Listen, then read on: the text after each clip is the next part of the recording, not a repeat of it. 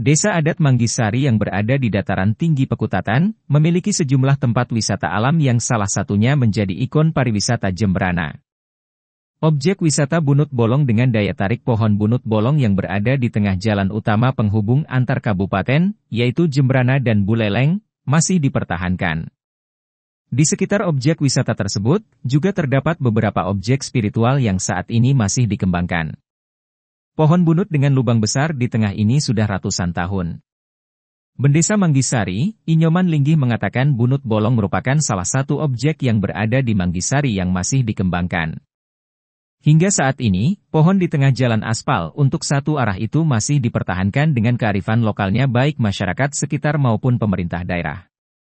Objek wisata tersebut berada di Banjar Bunut Bolong dan sering menjadi tujuan wisata pendukung Pekutatan. Di sekitar Bunut Bolong dengan nuansa alami, juga ada beberapa tujuan menarik untuk jelajah hutan maupun bersepeda. Seperti Batu Palungan yang berada di perkebunan warga dengan melintasi jalan setapak serta suasana perbukitan yang sejuk. Desa ini memiliki histori sejak zaman penjajahan Belanda. Sejatinya dulu nama Manggisari adalah Barakseng. Bangunan warisan zaman Belanda yang beratapkan seng merah. Kemudian diubah menjadi Manggisari pada tahun 1928 mengambil pohon manggis yang sangat besar dan sepanjang sejarah tidak pernah berbuah, hanya berbunga.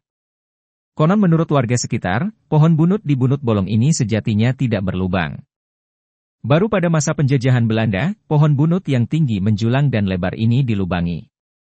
Sebab, banyak penduduk yang mulai tinggal di sekitar Manggisari saat masa penjajahan Belanda, untuk memperlancar arus transportasi perkebunan dibuat akses jalan.